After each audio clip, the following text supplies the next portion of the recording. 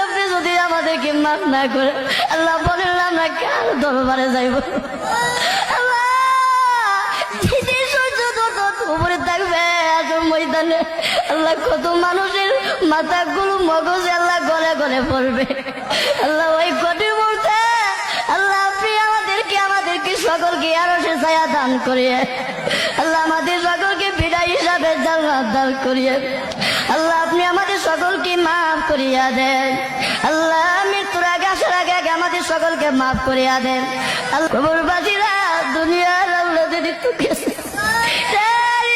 আমাদেরকে বলিস না বাড়ি গরু ভাইয়া চলে যাবো ভাইয়া যখন পারবে আমাদেরকে বলিস না আল্লাহ আমাদের মাথা ভিতর খবর আর আজাব দিয়ে